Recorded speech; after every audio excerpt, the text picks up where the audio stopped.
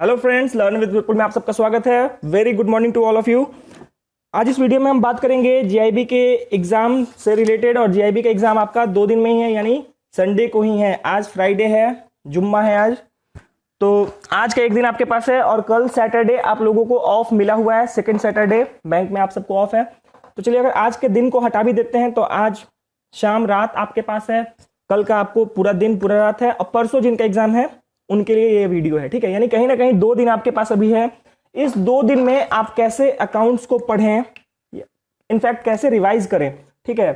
How to revise accounts in 2 days, ठीक है, जिससे आप इन 2 दिनों का भरपूर इस्तेमाल कर पाए, उसको समझिए। देखिए, फिर हम लोग आज के डिस्कशन के लिए मैकमिलन बुक को बेस माने हुए हैं, क्योंकि मैक्सिमम स्टूडेंट्स के पास ये बुक है, ठीक है। तो मॉड्यूल 1 के लिए बात करें, अगर मॉड्यूल ए में सिर्फ आपको मॉड्यूल नंबर 4 यानी डेप्रिसिएशन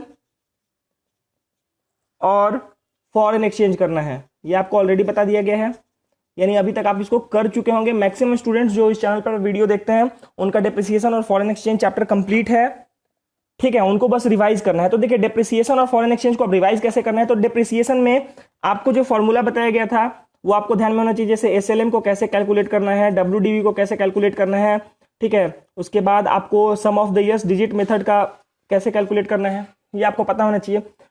उसके बाद इस पे आप एक एक क्वेश्चन प्रैक्टिस कर लीजिएगा, एक एक क्वेश्चन प्रैक्टिस कर लीजिएगा, जिससे आपको बनाने का तरीका आप ना भूल गए हो इतने दिनों में।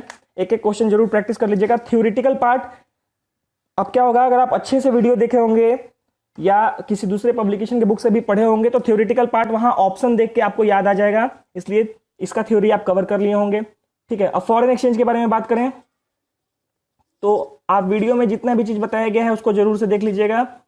खास करके स्पॉट रेट से फॉरवर्ड रेट में कैलकुलेट करना यूजिंग योर स्वैप पॉइंट्स, यहां से बहुत चांस रहता है क्वेश्चन आने का, इसको जरूर से करके जाइएगा, ठीक है। उसके अलावा जो भी आपको प्रैक्टिकल बताए गए हैं फॉरेन एक्सचेंज के साथ में, वो प्रैक्टिकल अगर आपका क्लियर है तो उसके बेस पे जो भी थ्योरी पूछा जाएगा वो भी आप इजी वे में कर पाएंगे। तो चलिए, मॉड्यूल ए में बस आपको इतना ही करना है, क्योंकि 2 ही दिन आपके पास टाइम है, 2 दिन में ही सारा कुछ आपको देखना है। अब देखिए, अब बात करेंगे मॉड्यूल बी। मॉड्यूल बी के बारे में बात करें तो इसमें सबसे पहले आप जो देखेंगे वो देखेंगे चैप्टर नंबर 10। सबसे पहला प्रेफरेंस आप देंगे चैप्टर नंबर 10 को, और इसमें भी आप देंगे रेक्टिफिकेशन ऑफ एरर को देंगे प्रेफरेंस। यहां से आपको मान के चलिए कि कम से कम 3 से 5 मार्क्स का क्वेश्चन यहां से कवर हो जाएगा रेक्टिफिकेशन ऑफ एरर से, ठीक है। तो सबसे पहला आप प्रेफरेंस देंगे चैप्टर नंबर 10। उसके बाद आप प्रेफरेंस देंगे chapter number 9 BRS bank reconciliation, chapter cover करा दिया गया है इस चैनल पे। उसके बाद आप देंगे chapter number 11 capital and revenue. 1 या 2 क्वेश्चन इससे रह सकता है, मैक्सिमम 1 मार्क्स, उससे ज्यादा का नहीं पूछेगा, लेकिन वेटेज है इसका भी, 1 मार्क्स मैटर कर जाता है। कैपिटल एंड रेवेन्यू एक्सपेंडिचर, ठीक है। और छोटा चैप्टर है ये, ज्यादा बड़ा चैप्टर नहीं है। कॉन्सेप्ट समझ जाएंगे तो आप इजी वे में वो 1 मार्क्स या 0.5 मार्क्स गेन कर पाएंगे। ये 3 चैप्टर हो गए हैं जो इस मॉड्यूल से आपको करने हैं, जहां से प्रैक्टिकल क्वेश्चंस का चांस ज्यादा रहता है। चैप्टर 12 आपको छोड़ने बोला गया था, ठीक है। उसके अलावा जो चैप्टर बचे हैं, जैसे चैप्टर नंबर 6, 7, 8, 9, 10, 11, 12 हो गया। तो यानी 6, 7, 8 जो है, ये 3 चैप्टर जो बचा है, इसको अगर आपने पहले से पढ़ के रखा है तो ही इसको पढ़िए। अदरवाइज आपके पास अगर टाइम हो तो एक बार गो थ्रू करना है इसको, टाइम हो तो, ठीक है तो इंपॉर्टेंट, लेकिन आपको टाइम हो तो ही इसको पढ़िएगा। अदरवाइज इन सब पे अच्छे से प्रैक्टिस कर लीजिए। लेकिन अगर आपको लगता है कि नहीं मेरे पास टाइम है तो जरूर पढ़िएगा, क्योंकि यहां से भी क्वेश्चन थ्योरी पार्ट आ ही जाता है, यहां से आपको थ्योरी पूछा जाता है, ठीक है।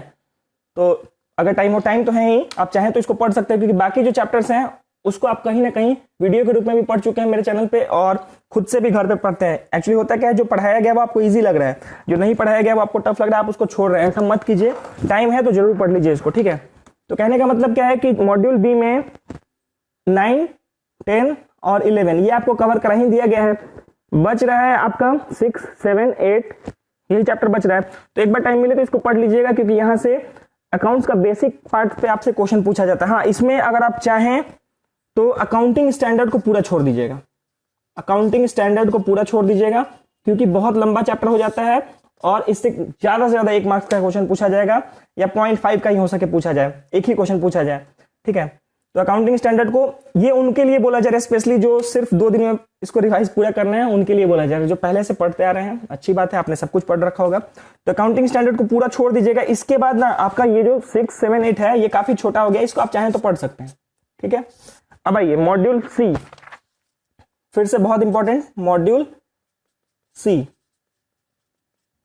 मॉड्यूल सी में देखिए बैलेंस शीट इक्वेशन बहुत इंपॉर्टेंट, रेशियो एनालिसिस इंपॉर्टेंट, उसके बाद कंपनी अकाउंट्स, ठीक है, 17 और 18 इंपॉर्टेंट, इसको आप कर लीजिए। उसके बाद अगर आपको टाइम मिलता है तो प्रिपरेशन ऑफ फाइनल अकाउंट्स 14 भी देख लीजिएगा।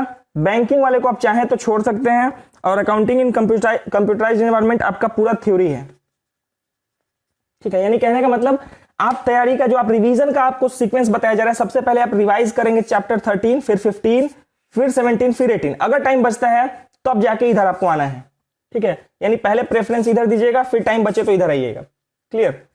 अब हम बात करेंगे मॉड्यूल डी।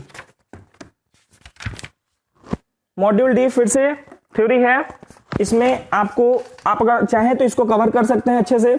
यहां से भी question module D banking operations. इसमें देखिए इसका जो सीक्वेंस रहेगा, ये सबसे पहले आप इसमें पढ़िएगा चैप्टर 21 केवाईसी नॉर्म्स, ठीक है।